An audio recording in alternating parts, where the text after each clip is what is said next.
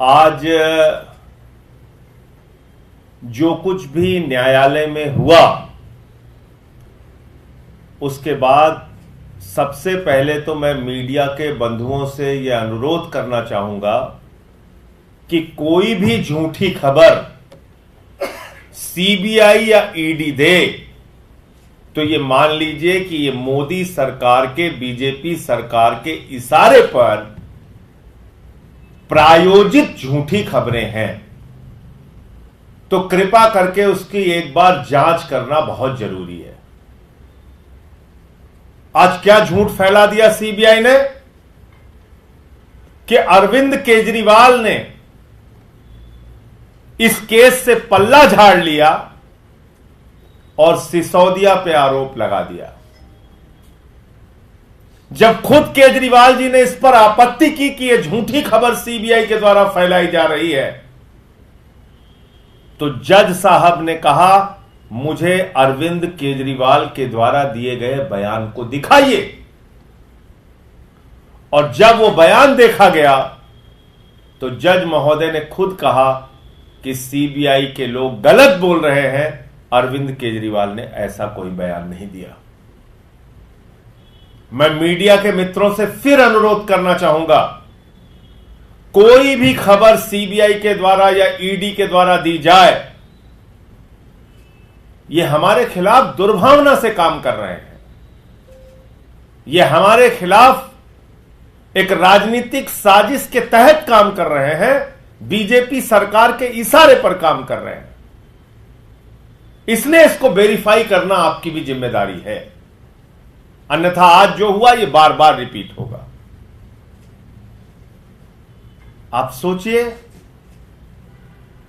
2 साल से जांच कर रही है सीबीआई, देश की प्राइम इन्वेस्टिगेटिंग एजेंसी, देश की सबसे तेज तर्रार कहे जाने वाली एजेंसियां सीबीआई और ईडी पिछले 2 साल से दिल्ली के तथाकथित शराब घोटाले की जांच कर रहे हैं। और 2 साल से वही कहानियां, वही बातें दोहराई जा रही हैं। उन बातों का कोई सबूत नहीं, कोई प्रमाण नहीं। 2 साल लग गई, आपकी जांच पूरी नहीं हो रही।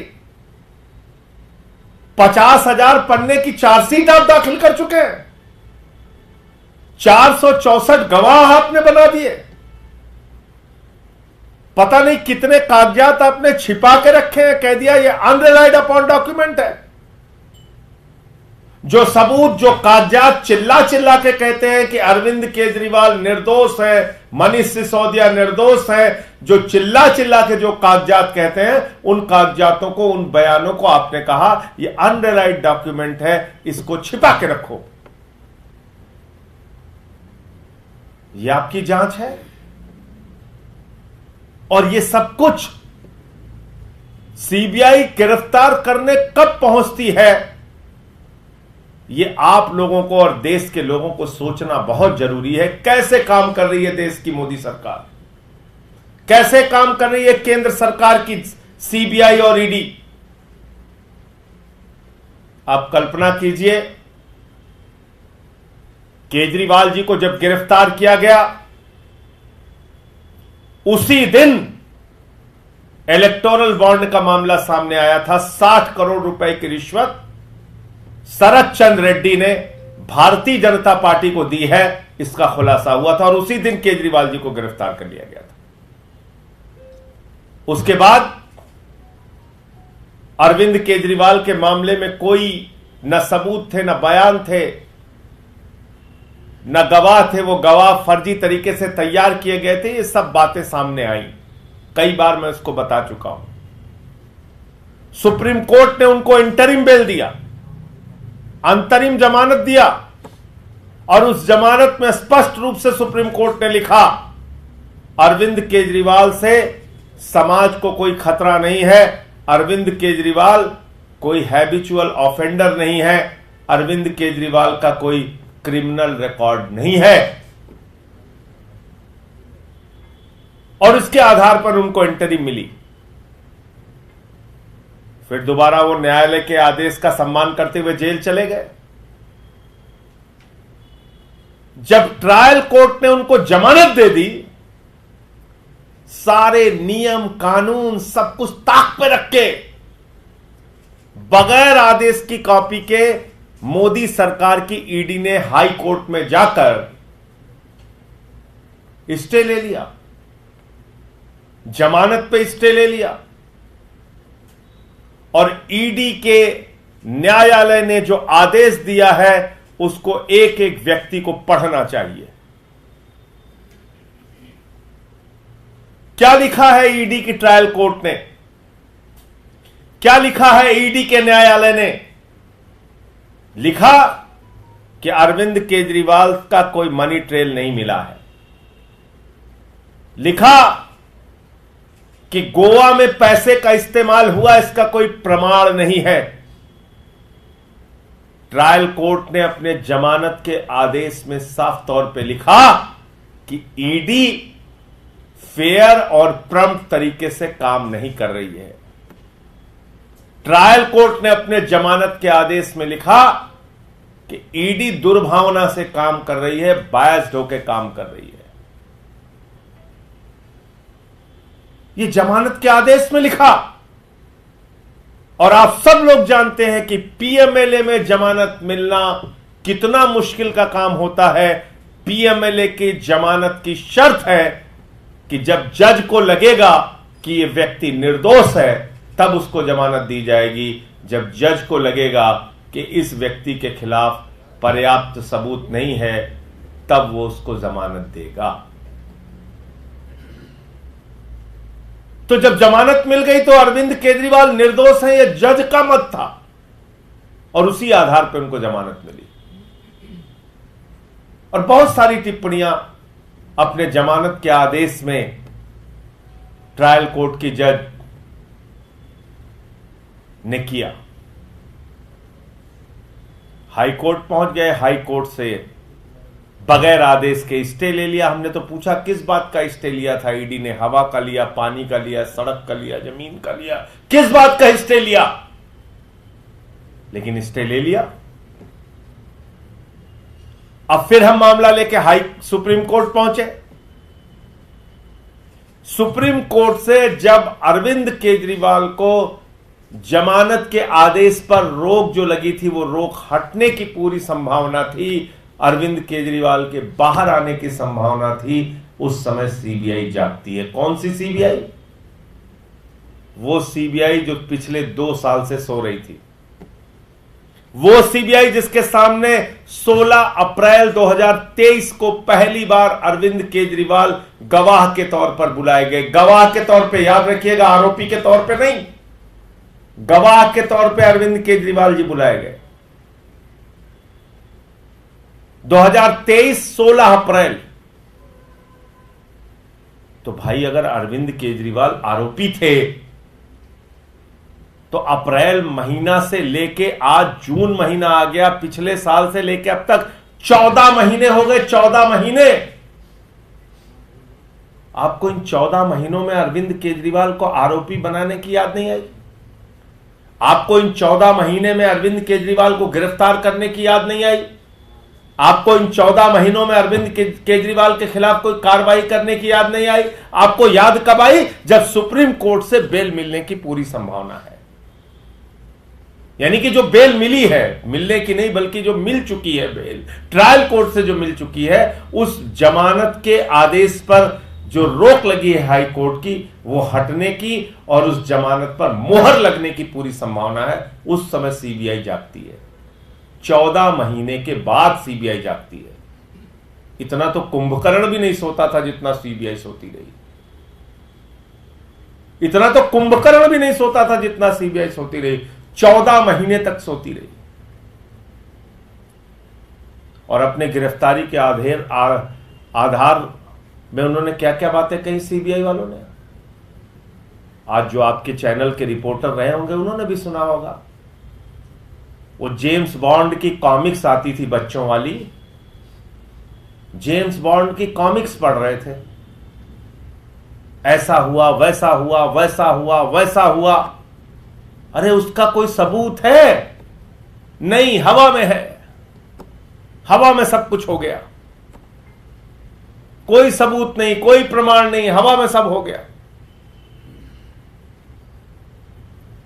आप मुझे बताइए, 16 अप्रैल 2023 इन्वेस्टिगेशन चल रहा है 2022 से। 16 अप्रैल 2023 को केजरीवाल को बुलाया गया और इन 1 साल के 14 महीनों के अंदर अरविंद केजरीवाल को आरोपी बनाने के, गिरफ्तार बनाने के लिए उनको याद नहीं आया। आज क्या कह रहे थे? कह रहे थे मंगुंटा रेड्डी का एक बयान अरविंद केजरीवाल के खिलाफ है जो उन्होंने 24 जनवरी के महीने में दिया। खुद सीबीआई ने कहा है कोर्ट के अंदर, जनवरी 2024 में वो बयान दिया गया। तो भैया मंगुंटा रेड्डी का बयान तो ईडी में जुलाई 2023 में हो चुका था। मंगुंटा रेड्डी का बयान तो ईडी के सामने 2023 जुलाई में हो चुका था।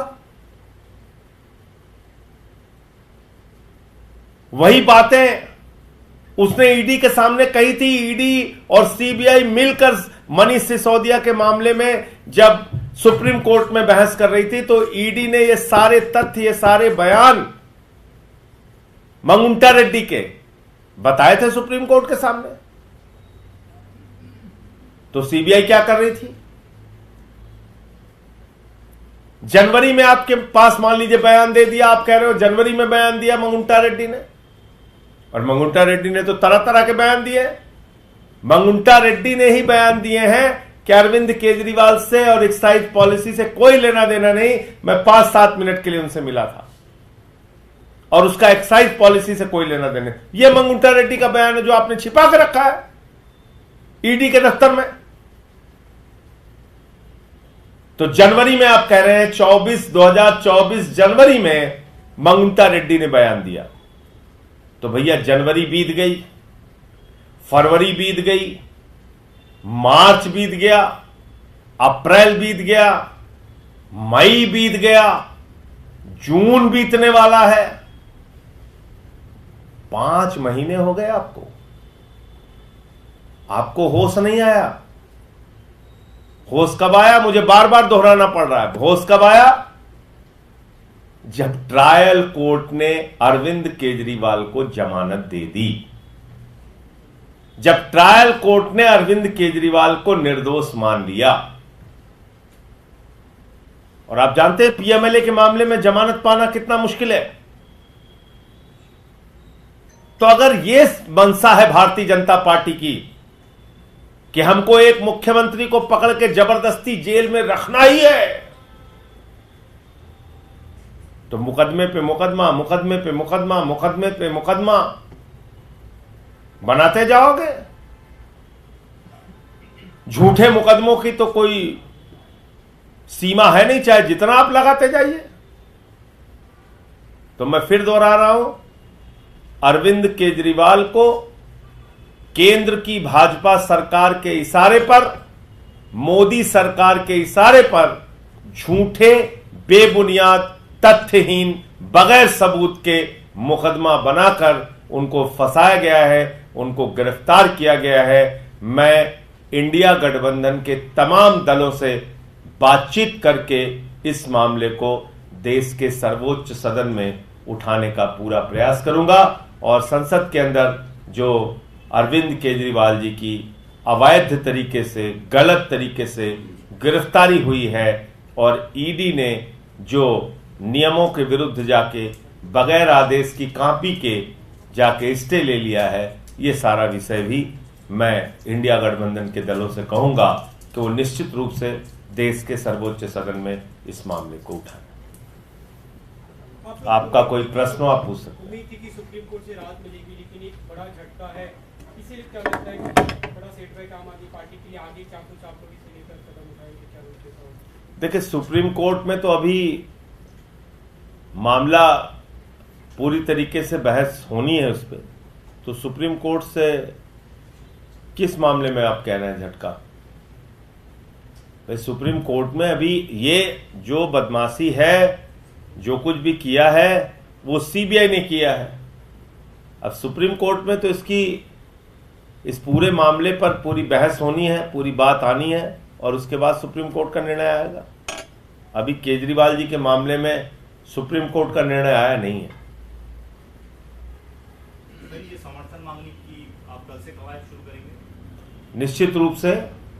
और आज आपने देखा होगा कि समाजवादी पार्टी के राष्ट्रीय अध्यक्ष अखिलेश यादव जी ने अरविंद केजरीवाल जी के पक्ष में खुलकर बोला है, अपनी बात कही है और उन्होंने कहा है कि सबसे ज्यादा दुर्भावना से, सबसे ज्यादा द्वेष की भावना से, बदले की भावना से, नफरत की भावना से अगर बीजेपी की सरकार काम कर रही है तो अरविंद केजरीवाल के खिलाफ कर रही है।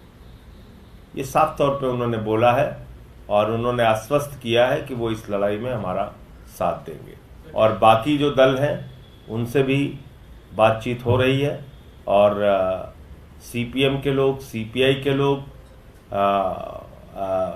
उद्धव ठाकरे जी से भी मेरी बातचीत हुई जो पूरा मामला है इसको लेकर, और निश्चित रूप से कांग्रेस के भी नेताओं से मैं बात करूंगा सबसे, इस पे एक मत करके सबको, और ये मामला निश्चित रूप से संसद के अंदर उठाया जाएगा।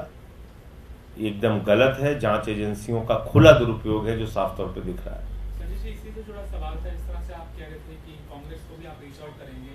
लोकसभा चुनाव से पहले भी आप लोग साथ आए थे कि संविधान को बचाना है, और पहले दिन से हमें देखा कि संविधान की बुक्स लेके राहुल गांधी और तमाम नेता आए। आपको लगता है कि कांग्रेस को भी अपना राजनीतिक द्वेष परे रखकर इस मामले में जो अब तक चुप थे, मुखर तरीके से सामने आना चाहिए और पार्टी का सपोर्ट करना चाहिए? नहीं, मुझे याद है कि जब हमारी रामलीला के मैदान में रैली हुई थी इंडिया गठबंधन की, तो उसमें सारे दलों के लोग आए थे और कांग्रेस के सारे नेता उसमें आए थे। तो स्थानीय स्तर पे कुछ हम में आपस में विरोध हो सकता है, मतभेद हो सकता है कुछ मुद्दों पर, लेकिन ऐसे मसलों पर हम लोग एक साथ हैं। राष्ट्रीय मसलों पर, जांच एजेंसियों के दुरुपयोग के सवाल पर, संविधान के सवाल पर, लोकतंत्र के सवाल पर हम सब एक हैं। और अभी आपने देखा होगा कि कांग्रेस पार्टी ने जब अपना स्पीकर के लिए कैंडिडेट खड़ा किया तो हमने उनका समर्थन किया। हमने कहा कि हम उनके साथ हैं। हमारे जो 3 सांसद लोकसभा के हैं, कल जो हमारे लीडर हैं लोकसभा के मीथेर जी, इंडिया गठबंधन की जो मीटिंग थी लोकसभा के स्पीकर के चुनाव को लेके, उसमें गए भी थे। तो मैं समझता हूं कि बड़े सवालों पर हम सबको एक होना होगा। धन्यवाद।